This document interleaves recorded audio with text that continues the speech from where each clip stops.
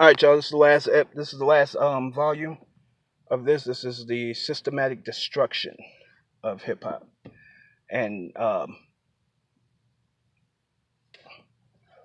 how it was how the value of it was destroyed, and how much the value of hip hop has declined in the past 10 to 15 years. Um,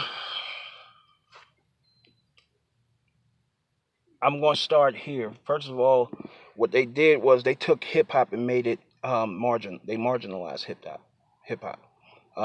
What I mean by that is simply this: they took it and made it accessible to everyone.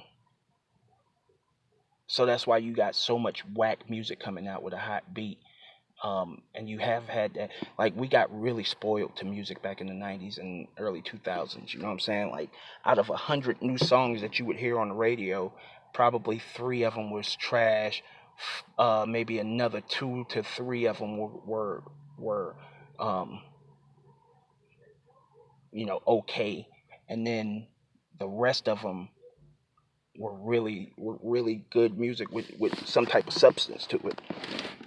So we did get really spoiled to music, and we never realized how spoiled we were to music, or how spoiled we were to hip hop, until now, when I don't even listen to the radio because I'm tired of hearing dudes that can't even talk that got deals.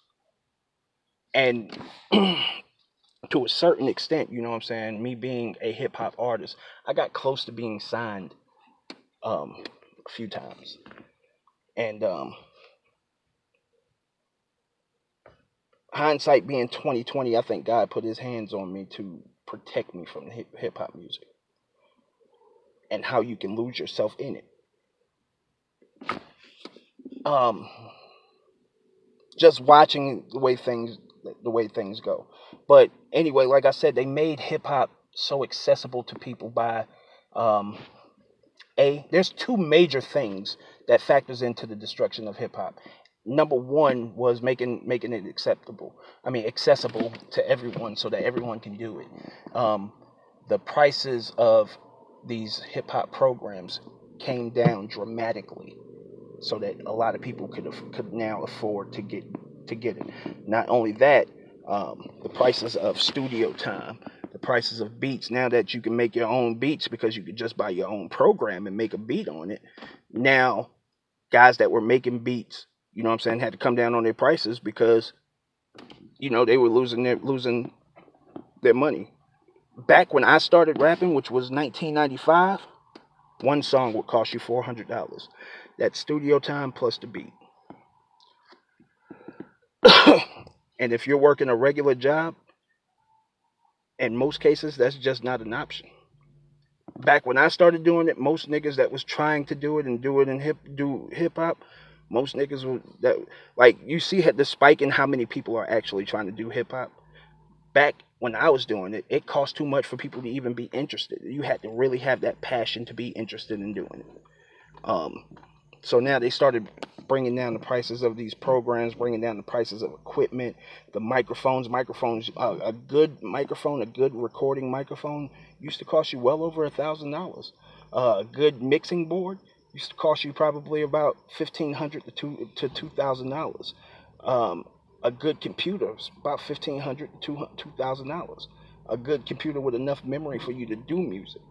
They started bringing the prices down on these things, and when they started bringing the prices down on these things, now so many people were able to do it that the industry was flooded. That's part one of what happened to destroy hip hop. Part two of what happened to destroy hip hop was the fact that they put CD burners out there. They brought the prices down on those. So what happened was, these same guys that I was talking about that were selling 9 million and 6 million and 7 million copies and becoming very wealthy off of doing that, and probably banked on putting out more music, and probably was thinking more forever. Okay, I sold 9 million, I'm going to sell about that same amount for the rest of my life. What happened was they couldn't have that. See, what happened? Hip hop in the mid '90s became one of the more powerful genres of music, if not the most powerful genre of music. Um, once certain artists started to spit conscious raps, um, things that would, that could influence a mass of people, um, they couldn't have that. So then they started doing these things with hip hop over the next 5 to 10 years that marginalized hip hop. Um, when I say CD burners, that hurt record sales so much in our culture because if you watch and you look, Taylor Swifts of the world and white artists that do music, they didn't hurt because people actually really support, you know, support their favorite artists. They go out and still, even though burners are accessible to them as well, they really use that shit for what it should have been intended for, but which is, burning their own home videos and stuff. They still go out and buy the CDs of their favorite artists because they understand that, um, they do understand that the artist gets money off of and continues to do it because of, um, they're able to make money off of it. They support their artists. Um, with in our culture, it's not like that. They put burners in people's hands. So the thing about it is, when once that happened, you had CD men and the CD and DVD men and all of those people that burn CDs making more money off the music than the actual artist. Um, and that was the main. If you think about it, what other reason was it to put burners out there other than to put a stop to that or to ease things up to the point that hip hop could be really regulated at the end of the day. That's the only word for it.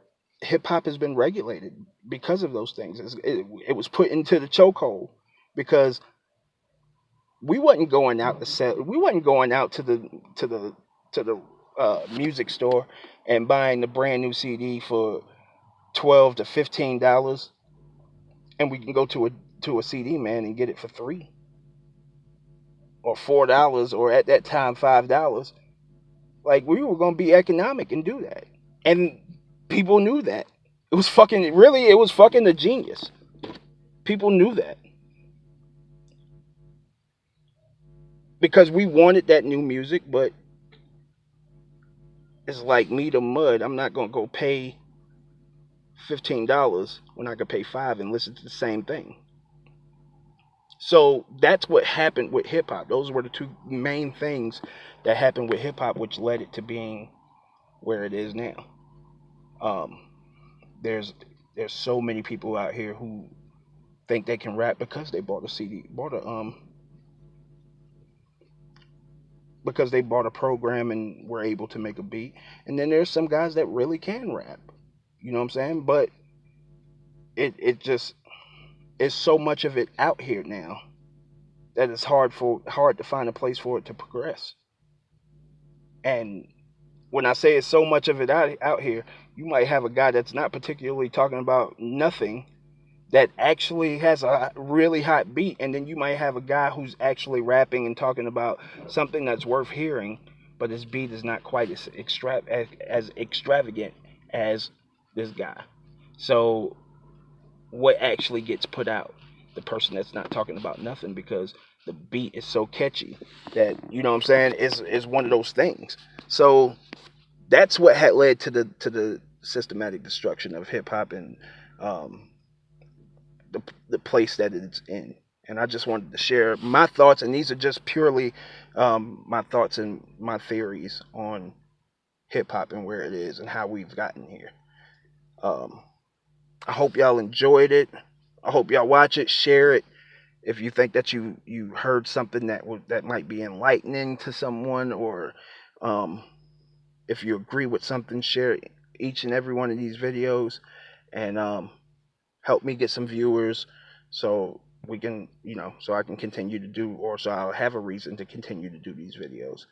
Um, Signing off. Like I said, I hope y'all enjoyed it. Show off.